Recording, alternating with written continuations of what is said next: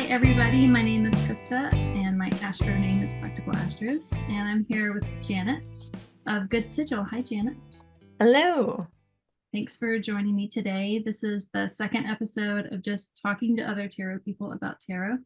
And I'm really happy to have you on the show and just to talk to you about your practice. Thanks for having me. Sure. I'm excited to chat with you. First, we did a little prep before we started recording, but do you pull? I didn't ask you this beforehand, so I'll just spring it on you. Do you pull a card every day or a set of cards every day as much as you can? Right now, I don't. Yeah. Right now, I am lucky if I see my deck once a week Yeah. or even less frequently, because I have a toddler. And so everything that is meaningful to me that can be destroyed by tiny hands that are covered in oatmeal Mm, is put away in the office, which is the room I am in right now. yeah. Um, so yeah, but I have gone through long periods of time in my life where I've pulled a card every day. And that was how I met a lot of online tarot people. Was I used to do Hmm. a Instagram card a day many, many years ago. Yeah. Um, so yeah, that's definitely been part of my practice. And right now it isn't, but that's just how it goes. Yeah. Yeah. I mean, what it does is it kind of just conditions you to notice, and see the the the omens and the body language and the whenever I see birds in the sky, I count them, kind of, what is it? Are these wand kind of birds? Are these cups kind of birds? So on days that I just, I don't have a toddler, but I have a kid, and like there's just days where they take up all the space. And so, it's a matter of just getting, putting your head down and getting the work done of the day. And when I don't have those moments to like pull a card or two cards for the day, I'll just find the cards in my life. And a lot of times it is the birds, if I see, it'll be like, oh, it's another Six of Swords day. Like, all right, I got this. Totally. Um, so can you, I've got your jewelry page pulled up. This is your business page, goodsigil.com. But before we get to that, can you share a little bit just about your journey with divination and symbols and tarot? Like, what was your gateway into the oracular world? Yeah, so we talked about this a little pre-recording, and you mentioned that you'd heard me talk about it before on a different sort of short form podcast. But I grew up in organized religion with my family. I was a Jehovah's Witness until I was about 15 was when I started like extricating myself from the Kingdom Hall and that community. And so I was very like into my relationship with God and prayer. And there's a very like individual um, sort of prayer practice that you would have, as a kid or a teenager, right? Like, and when my family started to leave the church more and more, my mom had been kicked out. She had been disfellowshipped. So she was already out and she had converted. She didn't grow up as a witness. So she had a prior life as like a hippie. Um, so when she saw me out in the world as a teenager looking for guidance, um, she was like, "Oh, there's other spiritual stuff out there that you could check out." And she took me to a psychic fair and was like, "You can pick whatever you want, get an aura reading or um, tea leaves or whatever." And I just wanted that tarot deck so bad. So she got me the Rider-Waite tarot deck and the little yellow book that, you could buy with it. And so that was the beginning. And I was about 16 then. So you got the book and not a reading. You got just the cards themselves Yeah. as kind of your gateway. Wow. Yeah. I'll I just never thrown right really. into the fire. Yeah. Yeah. Yeah. Pretty Had you fun. ever had you ever seen tarot cards before that moment? Um, yeah, I must have because I was pretty like interested in like counterculture stuff and Mhm. like I was getting exposed more to like punk rock and the local music scene at that point in high school. And um, yeah, I was already interested in astrology also, Mm. just through like newspaper horoscopes and stuff like that. I knew I was a Leo. Um, and so when I got my hands on the tarot, it was like, oh, this is like a whole new visual language. And I Mm. was a really artistic kid into art. So I was like, cool, I'm gonna draw Yeah. these. Yeah. Yeah. Did you copy them? Did you draw them and like use them as visual like inspiration for your art in high school? Yeah, absolutely. Nice. That in Obsessive. itself, I think, is like part of like folding in the magic of the cards is like Yeah. recreating them, you know? Yeah, I was really into like drawing traditional style tattoos. And so I would like draw like big sort of tarot versions. That was Mm-hmm. pretty, Yeah. yeah. Yeah. What cards do you remember what cards you were first drawn to early on? I was really obsessed with the Two of Cups. And that is I actually still have that up because I remember still one of that. my favorite cards. Can you Um, see it down oh, there? you do? Yeah. Cute. I love that. How did you Yeah. know? Did I say that? I think you did, and I had it in my somewhere in my storage unit of a brain. And my Venus is in the Two of Cups decan, so Okay. I adore this card, and so I was like, I'm just gonna put this one on here because I kind of feel like it's one of Janet's cards. So I'm glad that Yeah. it aligned up for this. So I mean, I yeah. have a large chest tattoo of the lion with the wings. Mm-hmm. It's sort of like I was like, I'm gonna wear this as a t-shirt for the rest of my life. Mm-hmm. On my- big obsession. Yeah. Um, and that's you know, I don't regret it. Yeah. Yeah. Have you given other people tarot tattoos? No, no. I did for a long time when I was a teenager want to become a tattoo artist, but I Mm, never started tattooing other people, which yeah. probably a good thing, Yeah. uh, given I didn't have a teacher at that point. So Yeah. yeah, I'm always puzzled and a little weary of. I mean, the Two of Cups, I think is a great choice for a tattoo, but I'm always puzzled when people get some tattoos, even of just like planetary sigils on their body. It's like, wow, that is full commitment to that planet, you know, yeah.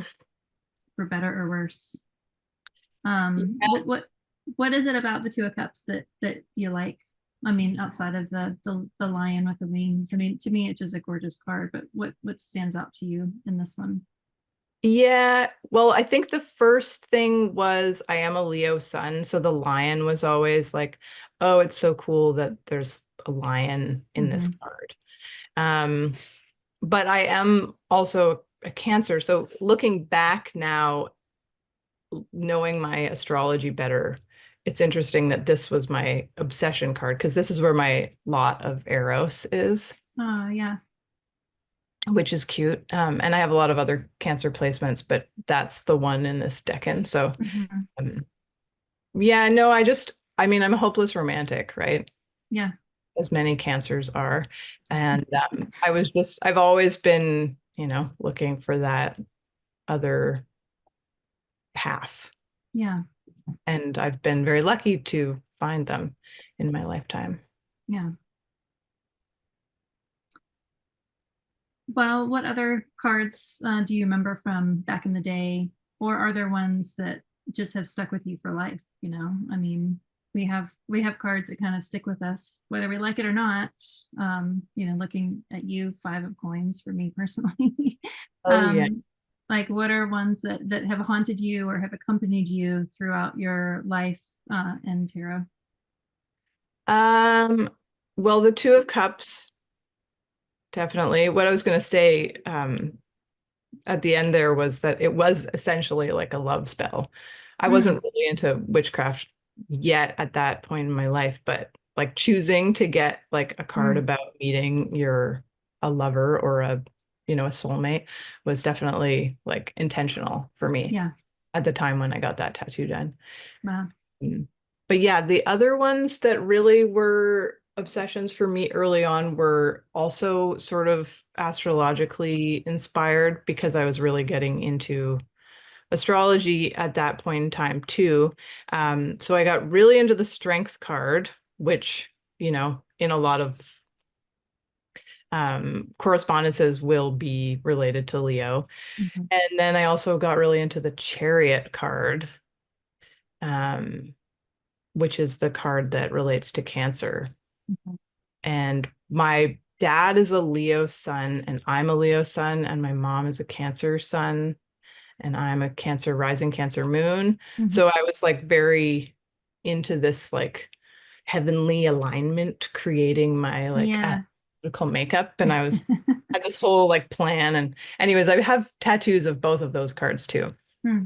Um, so those were big ones for me and still are. Like I love those two cards.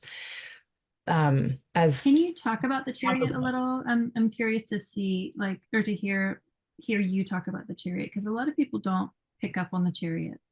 And as a Cancer ascendant and a Cancer moon, what are your thoughts? Like if it comes up in a reading or just visually? Yeah, I mean that card in the Smith weight deck is so rich. Like there's so many little cool details to pick out of it. And actually that's one of the interesting things about getting tattooed. You give a tattoo artist a card and you're like do an interpretation and they Mhm, pick out all these interesting details that you might not have like come across yourself. mhm.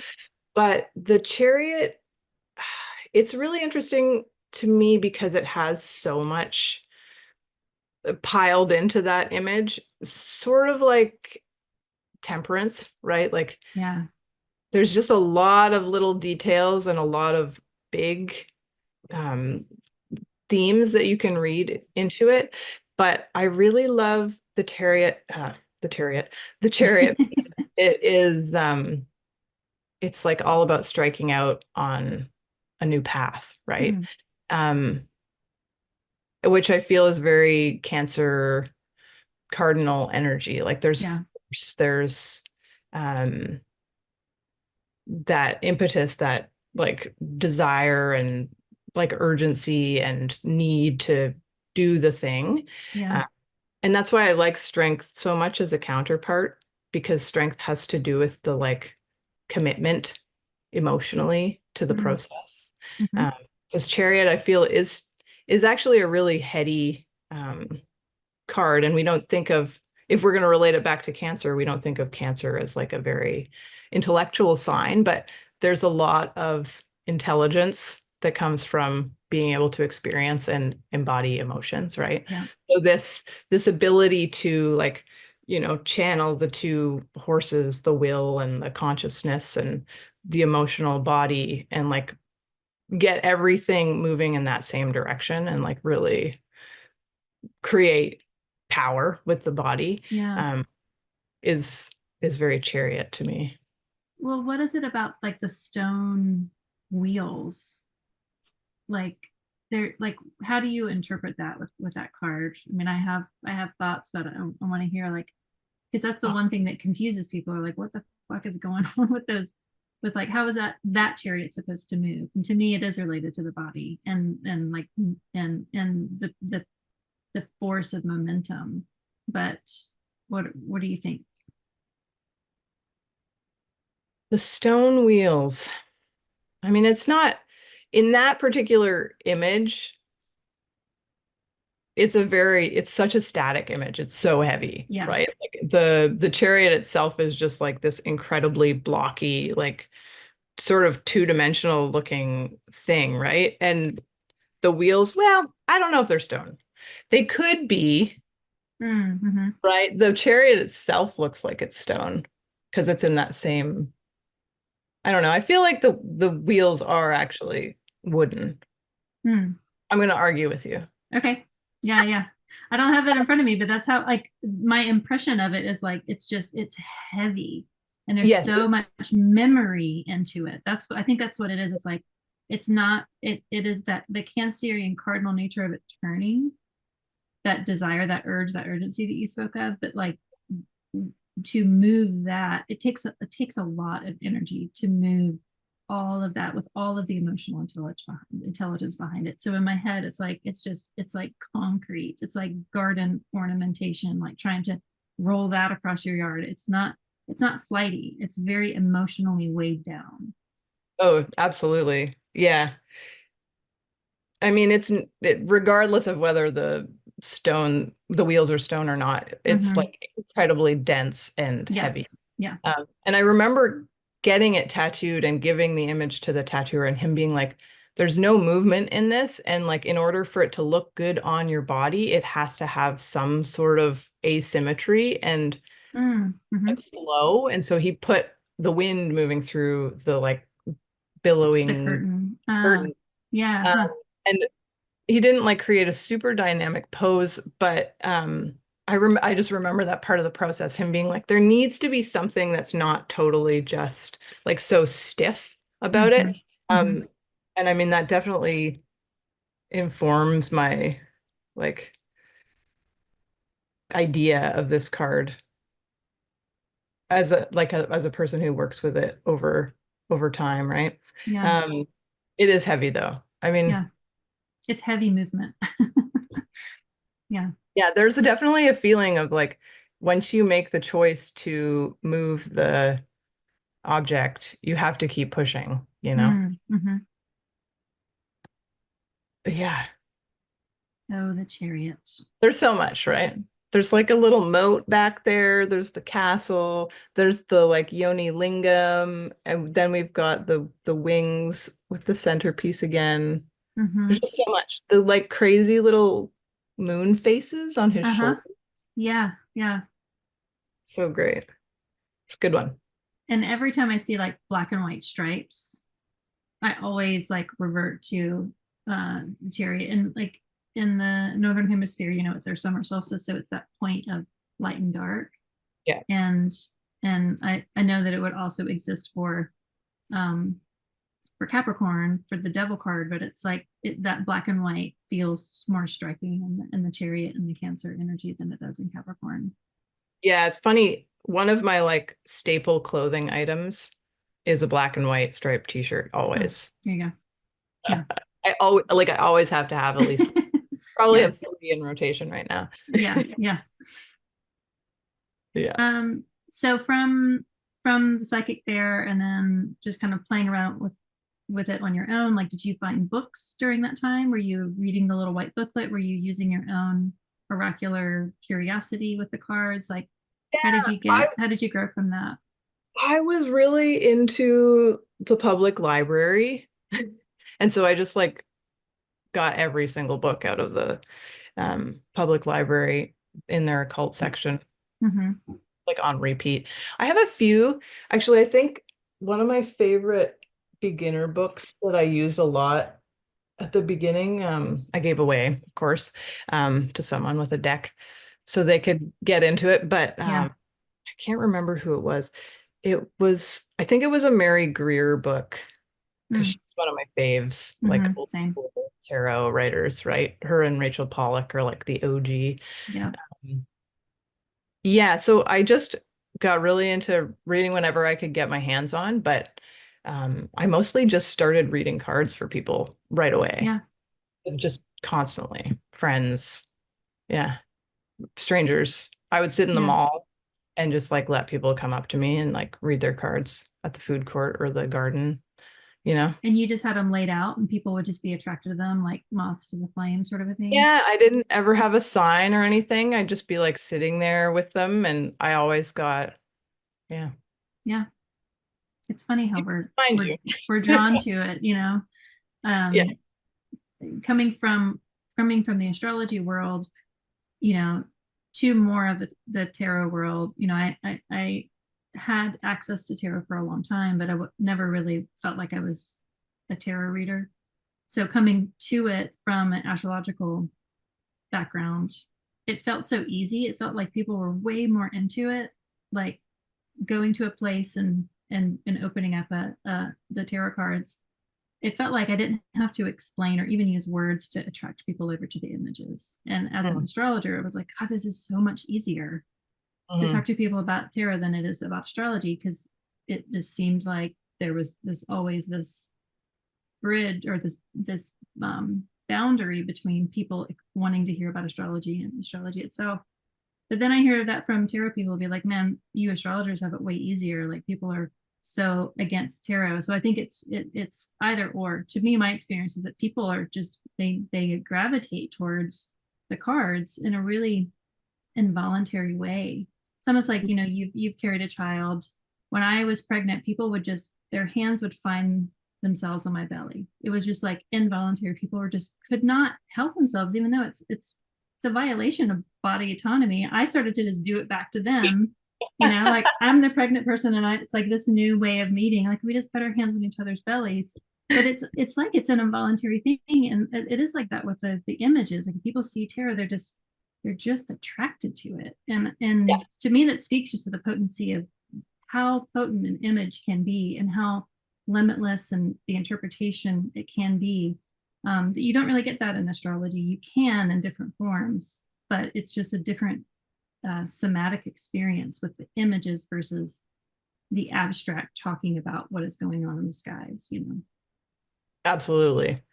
I think there's a lot of astrologers out there who I love and respect who have a good way of utilizing imagery to like evoke Mm-hmm. transits and stuff. Um, Tons of pals and colleagues on Instagram are doing that kind of thing. But that's also the hard part of being an astrologer online is like you're constantly trying to come up with imagery to go with, Mm, to stay on top of the social media yeah, posts. But yeah, tarot definitely, it's like they're like a little doorway, right? yeah, Like open the door. yeah, Um, and there's another world to walk into. Um, yeah, it drew me in, like I got totally sucked in to yeah. the tarot world. And then you just see it everywhere that you go. Mm-hmm. Like you were saying, you don't always need the cards to get the message. You get the Yeah. omen somehow. Um, what was I going to say? I had another thought on that. One of my favorite stories about reading tarot was I was at a friend's cabin with her family, and I was doing cards for her and her sisters.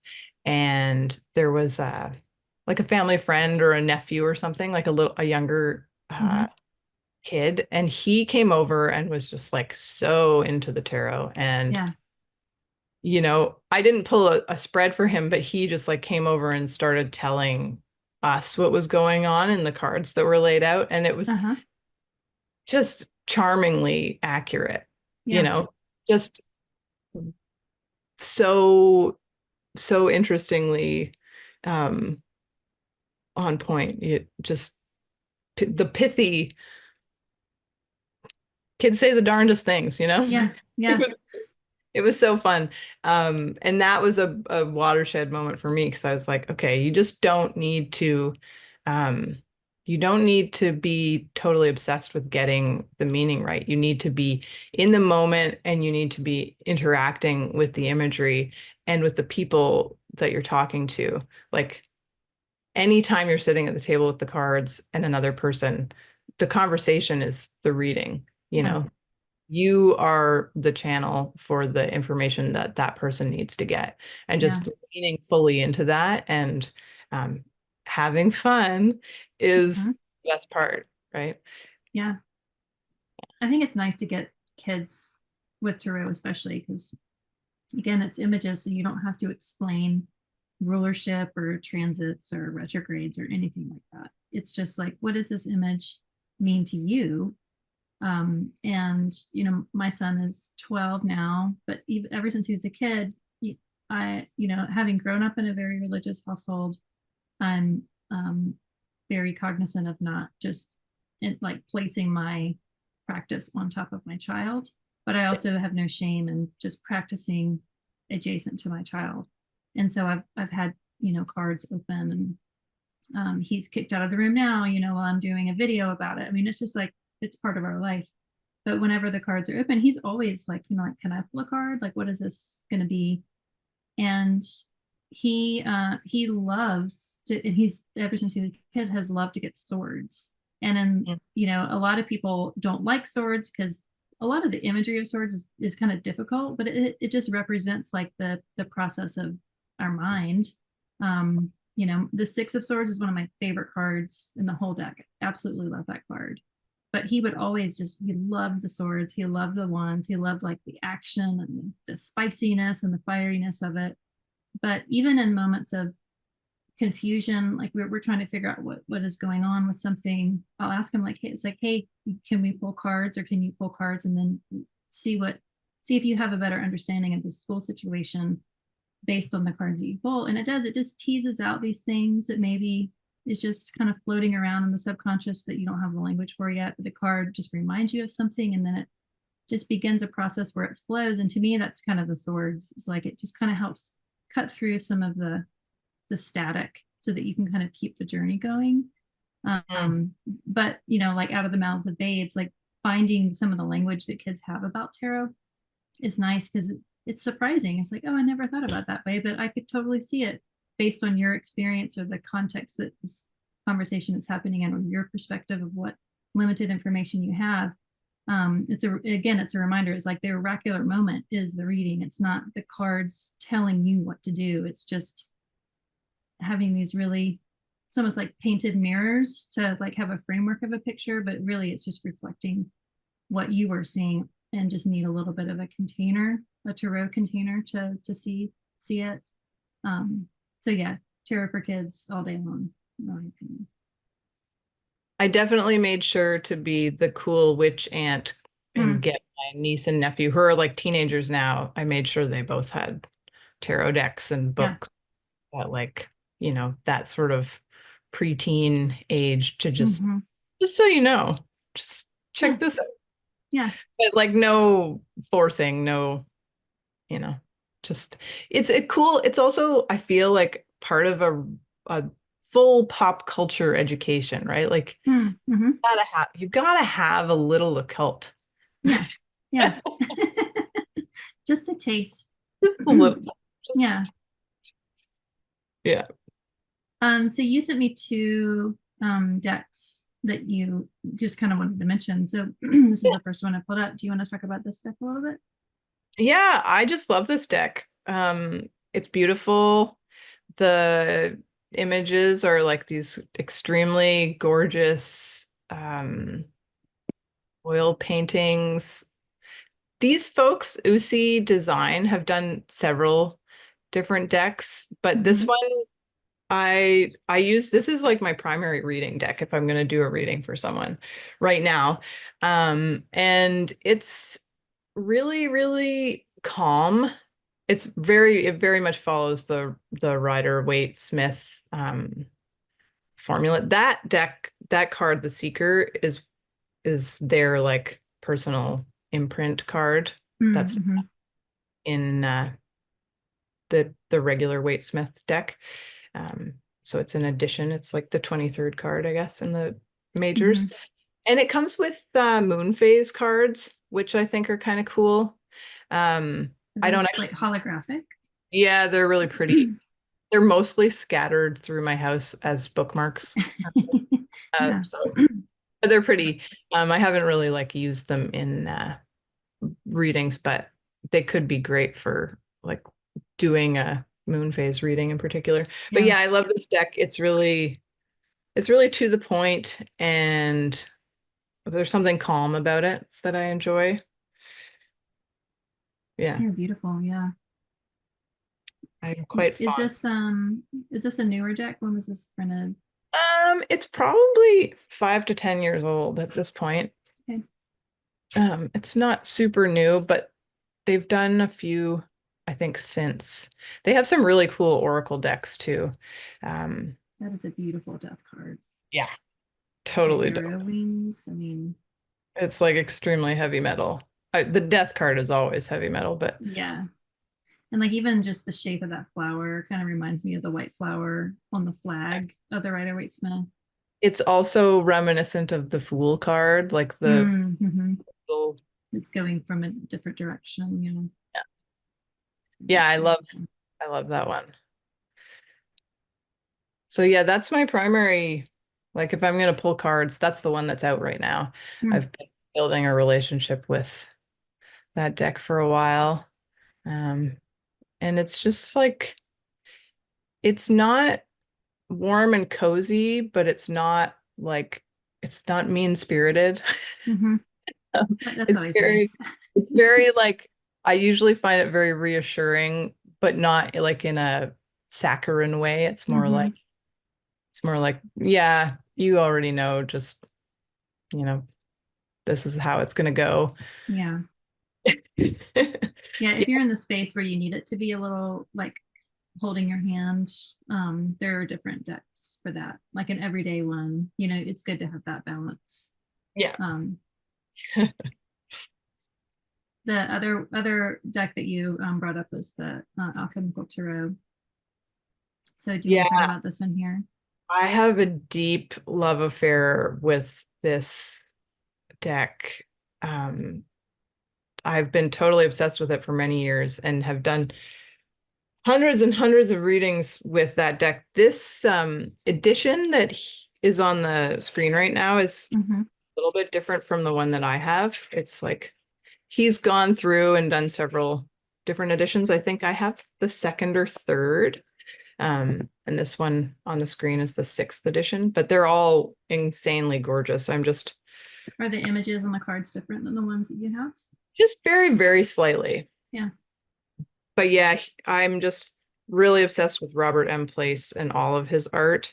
Um, I got this deck as a gift for my best friend um, many years ago, and I did a reading for her and another buddy who were over, and I was like, oh my God, I need this deck. It's like so incredibly, it just spoke to me in a way that I could hear so clearly, and it's so fun to do readings with. But all of a sudden, one day, it just stopped talking to me. Not really completely stopped talking to me, but I just knew that I needed to retire it for readings. Yeah. I just was like, oh, that's what you're saying. So now I pull it out and use it for myself occasionally, but I don't Hmm. do other people with it. I think it might have just reached its um Saturation. Yeah. saturation. Something like that. I don't know what happened exactly, but I just was listening and I got the message that it wasn't for other people anymore. It was for me. And yeah, I'm trying to find the chariot card because there's definitely a very different um vibe in this deck with a lot of movement. But I'm crazy about all the stuff that Robert M. Place does. He has another deck that has a lot to do with like Platonic philosophy, Hmm. and it's really cool. It's got some really cool takes on the tarot. This one, like I've said a million times, I'm obsessed with it. I love the language of alchemy, Hmm. not even necessarily just through a Jungian sense, but as someone who works with metal and Yeah. chemicals and art and stuff, alchemy is just a super cool symbolic language all on its own. Yeah. And when you give that to tarot, it's just this incredible density and also clarity. Like it has alchemical purpose. This deck is Yeah. like an actual spiritual tool that is just crazy moving. And working with it for a long time and doing a lot of readings with it was like, the honor of my life.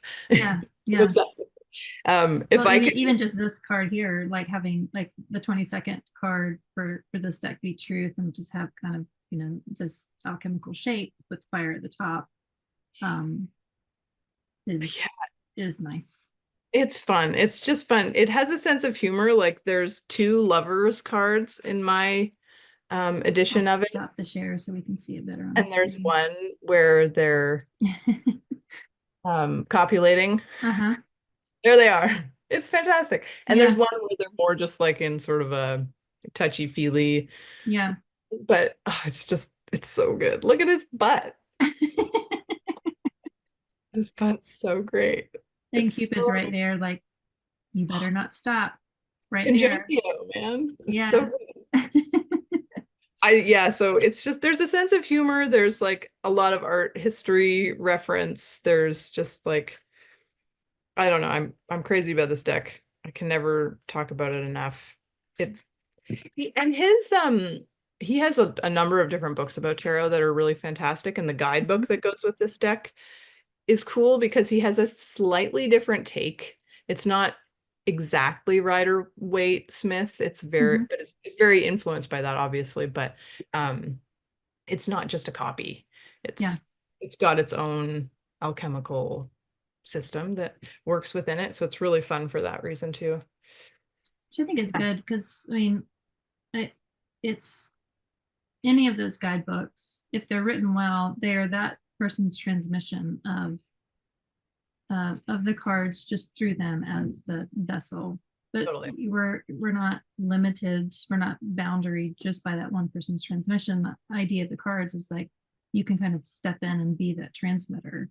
And it Mhm. should change a little bit. It should be altered a little bit. And it's just, refracting the same light, but just from your angle. So I think when people learn tarot, there's an idea that you have to memorize the meanings, which is like not, it's just killing the art instantly. But I get why people want to do that because they want to be able to hold on to the meaning. And just sitting with the cards, not knowing what any of them mean, getting used to what magical symbols have traditionally meant is a good place to start, but don't feel like you have to just be limited to that because your own relationship with it will change. Um, there was an interview, I think it was with Sean Nygaard, and there was a woman that went to the movies all the time, and she saved all her ticket stubs from all of the movies she went to. And when she would do readings, she would like go into her cigar box of ticket stubs and just like go through, and she would pull out like a ticket stub of a movie. She'd be like, okay, and this is what this moment's reminding me of. In this movie, this character did this, and it was like the stubs were the cards to bring a Yeah. storyline in that needed to be told during the astrology reading. It's like that's just her personal collection of movie stuff. She was just a movie fan. That is an oracular divinatory practice. It's no Totally. one wrote a book that she memorized and then repeated. She was just doing what she naturally did, and she had the antenna for, and she was just tuning in her antennas, to kind of cross each other to bring in her movie love with her astrology practice. And we all have that in some degree. Yeah, that's great. It's like a homebrew Mm-hmm. ticket stub Mancy. Yeah. Yeah. Cool. Yeah, that's that's fantastic. I mean, that's just the best possible use of a bunch of old ticket stubs. I just have my Mm-hmm. concert ticket stubs. I put them on magnet paper and put them on my Oh, fridge. that's a good idea. Yeah. Mm. One of my other fave decks that I've got here is the Morgan Greer. This one's super fun for public readings. Like if I'm Mm-hmm. reading in a festival sort of environment or a craft fair, I'll pull this baby out because it's Yeah. so bright. Vivid. Check out this hottie. I love him. Yeah, Yeah. I love that deck. So my husband's name is Morgan Gear, Oh my gosh. and he gets called Morgan Greer all the time. Yeah. And my sister, because my sister has known my husband longer than I have, she gave him the Morgan Greer deck like back in the 90s because it was such a similar name. Beautiful. But I love that deck, one, just because it's like the familial one letter off of my husband's name. But also it's like a super saturated Rider Waite Smith, but kind of also in your face. Like there's no bleed around any of the images. They're like all like up in your Yeah. face. Yeah, it's really, And it's very pop. It's just yeah, super, super vivid yeah. in your face sort of cards. Scary 70s. Mm-hmm. Um, super fun. So that one I love getting out for readings. You were talking about like the oracle card phenomenon, and I love, oh, where did you go? This is one of my I have this one deck that's a tarot deck, the Mary L tarot. I don't know that You know one. this one? Um, and it's super, super dense. she's done these crazy paintings, and you can tell that um, she was working on it over like a number of years. And so the styles of the paintings don't all match up. Hmm. It's so kind of it's dissonant in a way, but I love using it as an oracle deck. Like I'll just pull one card and just Hmm. read her stuff out of the book because she's written so much intensity into these cards, and Hmm. they do definitely diverge a lot from the sort of typical Waite Smith meanings, but I'm crazy about this deck. Like this card, the Hierophant, Wow. right? So What is spooky and going goth. on? I know. It's like Wow. breastfeeding, right? I don't know if I have Yeah, wild. that is So wild. there's like images like that, and then you'll get something that's like exquisitely beautiful, like this world card Hmm. is so fantastic. Anyways, this is a great deck that I find like equal parts compelling and disturbing. Yeah. Well, the disturbing part kind of like can kind of make you uncomfortable enough to like want to derive meaning about them. You know, if it's too just visually pleasant, then it's just it like inoculates you of being curious about what is beyond it. So I like when things are a little bit, you know, little uncomfortable, you know. Little unsettling. Yeah, so I'm quite fond of this deck. It's another fave for sure. And then the last one I'll mention, I think, just because I've got it. Like I moved this summer, so almost all of my tarot decks are packed away still because I Mm-hmm. have a lot. It's like people hear that you like something and start giving it to you Yeah. all the time. So I give them away as much as I can. Yeah. If I don't have an attachment to them, or if I, have a special attachment to a deck and I meet someone or have an experience with someone where I'm like, okay, I need to give this to you. It's part of Yeah. the Yeah. transmission. Um, this deck is the Fyodor Pavlov deck, and I just love his art so much, and I can't not share it. But I found Fyodor on Instagram so many years ago. Wow. It's a beautiful one. There's so many precious moments in this deck, and it's got really good representation um, of like different bodies and people. Oh, and it's got the horniest devil card. I'm assuming this is not safe for work, Oh, wow. Yeah. right? Look at how good that is. I just can't even believe it. Sorry, I'm like, my More of a favorite cards are the horny cards. it's funny when I pulled I did year ahead spreads for a lot of people last year. And I pulled the devil almost more than any card for this year. Okay. And it was mostly it was February and August is like the months that I pulled it for. And I paid attention to February and I paid attention to August. And I know August had that benefic conjunction with Venus and Jupiter. I was like, that's what it is. But the devil has been kind of haunting me lately. That devil card has been coming up. So it's funny that you pulled that one up. It's like Yeah. I pulled the devil yesterday. Yeah. What is it? I like seeing the devil cards because that was the devil and the tower card were the first two cards I ever pulled.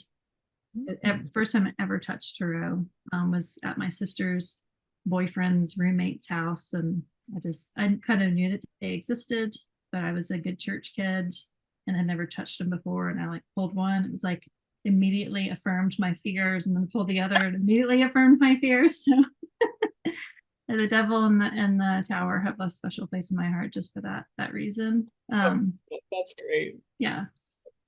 Well, and Capricorn's my third house of siblings, and I'm Scorpio rising, so Mars is my ascendant ruler. So it just, it was kind of winking at me. It's like you might connect these dots a little bit later on, like a decade later. But yeah. Cool. I love that. So talk about, I'll pull your website up again. Talk about the your jewelry business, because that's how most of us know you, Mm, is through, we don't want that. Where's my other screen? private emails. Yeah, my private emails of the Zoom link. My Scorpio rising's like, no. Um, that's how I first got to know you. It's just like seeing that you made astrology and tarot jewelry. So can you talk about like how did you get to reading to becoming a jewelry maker? I mean, were they kind of adjacent paths? If you were always an artistic person and drew, how did you kind of make the go down the pathway of metalwork? As many people who make things, it's been a long and winding path. Mm-hmm. But essentially, I've always been from a very artistic family, but like a trades sort of blue collar based. My Mm-hmm. dad's a carpenter, my mom's a seamstress. So and I have three older siblings who are all great, incredibly talented artists. So Mm-hmm. we all have this ability to draw and visualize things in 3 dimensions, which is an incredible blessing. It's a really fun way to interact with the world, to be able to like imagine how things are put together and Yeah. imagine how you would do it. So I did art school after high school, dropped out because that's part of how you become an artist, is dropping Mm-hmm. out of art school. Yes. And then I went back many, many years later to do more arts education. And I dropped out again because I switched programs and decided to go into like a more dedicated jewelry making program. Mm. I was in a sculpture class and met a woman who was a Swiss trained goldsmith. And she was like, "Oh, you should get into making jewelry. It's really fun. And if Yeah. you can make sculpture, it's just making tiny sculpture and Yeah. you just, you know." So that's what I did. I went and learned how to do metal arts and just slowly, you know, it takes many, many years to get super good at making jewelry, like fine, Mm-hmm. like high level, super polished um, jewelry. And the program that I was in was very much on like a fence between art jewelry, which is very much more like expressive, versus like trade jewelry, where you're like, setting stones and Yeah. sizing rings and making like little tiny new tips for diamond engagement rings and stuff. So I've learned like a tons and tons of jewelry techniques over the year. I've taught jewelry, but it wasn't until uh, what was that thing that happened in 2020? Yeah. Yeah. So, it disrupted everybody's lives. And that was sort of my opportunity to do something fun for myself. And because I had suddenly all this time because I was working, my jobs got disrupted, all that. So I decided to do a Kickstarter campaign for my tarot jewelry project. And I did that. And that's how I actually ended up meeting a ton of astrology and tarot people. I had a lot of tarot people in my world already from Instagram, Mm-hmm. but that's when I got on Twitter, Yeah. was right after I launched Good Sigil. And so then that opened up the space for me to do my major arcana series, which you can see the magician and the high priestess and the empress on the screen there. Mm-hmm. Um, so yeah, I've always, since the moment I touched the cards, I've always wanted to make my own deck. And this is the first version of my deck. Instead of making them on paper, I made them in metal. Yeah. And I've got the full major arcana um, in silver and bronze, and then I have the four aces. And I do hope one day to finish the whole deck and do a physical paper copy. Mm-hmm. There have been a number of things in my life getting in the way. Um, what happens when you start doing a lot of magic intentionally is fate advances quickly Yeah. and things Mm-hmm. that you need and want start happening and you get kind of off the track that you thought you were on. So I've been in a bit of a holding pattern because I got my deepest wish, which was to have a child. Yeah. And now I'm taking care of him and he's my big project, but I'm hoping to get back to making more new stuff. Um, because at this point with the tarot, I feel like I have to find these images again in a new way for me to experience them. Mm. Um, in a way that I can talk about them more clearly with people.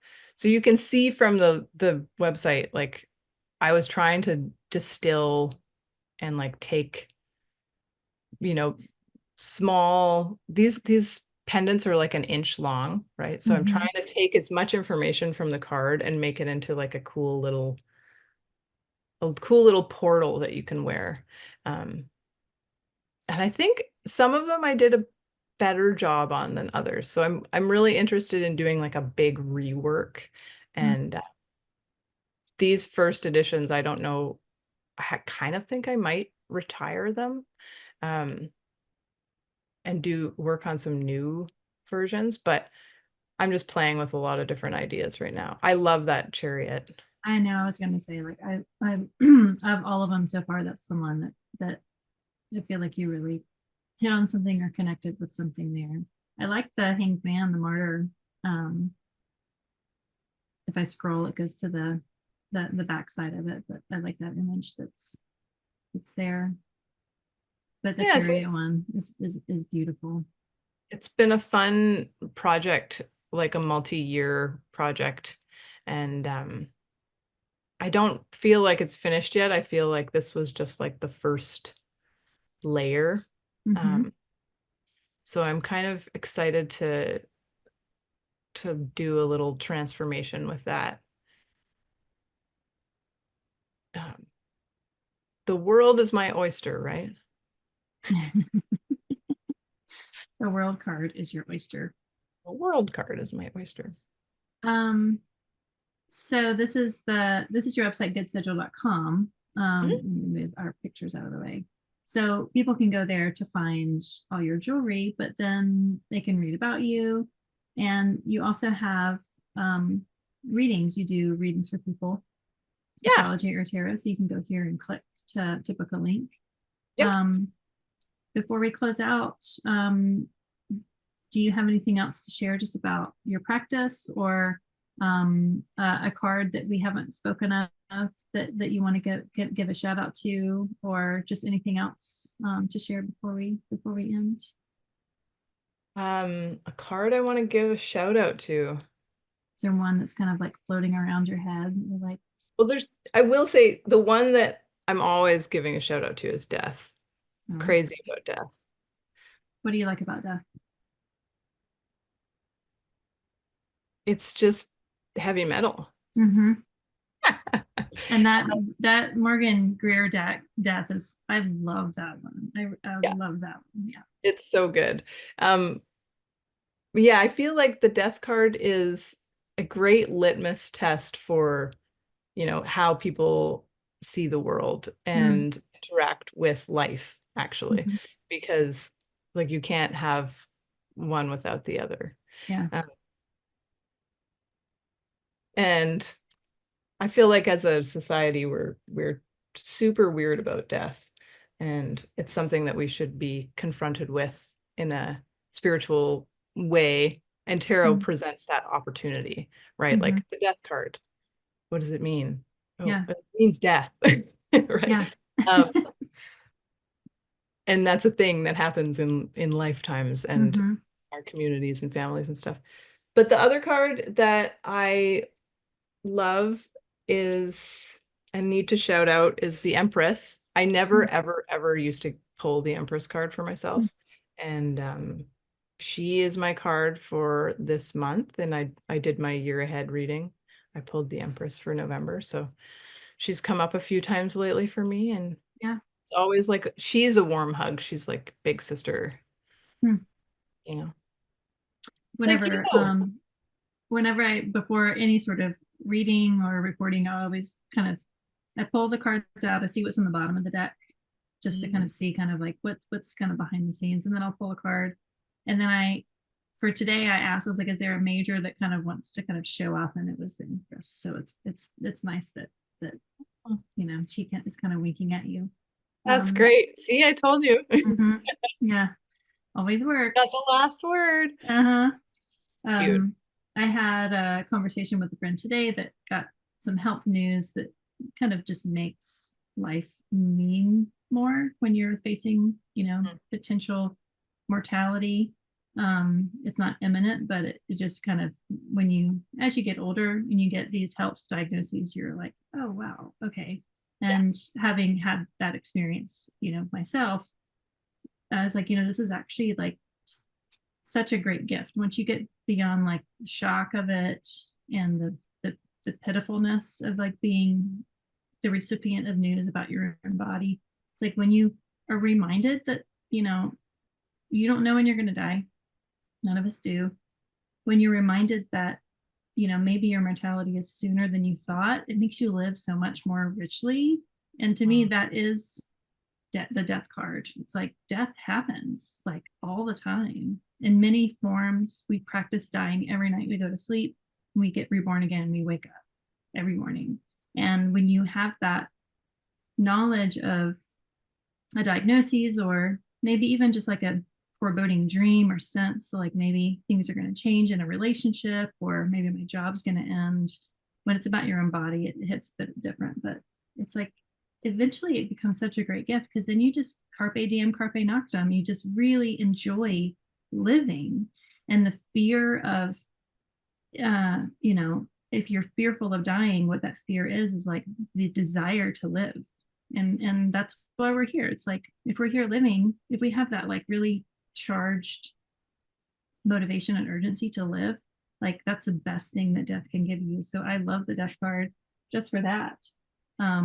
As that reminder, it's kind of like, it feels ironic that we understand that when we're thinking about death. It's like, it's when something is salty when you understand what sweet tastes like. You can't really understand sweetness unless you know what not sweetness is. So it's just that irony of death. But yeah, with the death card, it's one of my favorites just for that alone. It's like a reminder of like, time will come, when we don't come back. But so, I have this right here next to my computer. I don't know if it'll read it, but until then, you just do fun shit so that you can live. Love it. And tarot is one of those. So thanks for sharing your practice and talking with me about your cards and your life and dark stuff and fun things. And I can see a little bit of your tattoo of the wings. the wings. So thanks so much, Janet. It was good to meet you, and thanks for being on the channel. And I'll put all of your links and everything into the show notes. Yeah, hit me up on socials. I'm on there sometimes when I can get away from the toddler. Like and subscribe.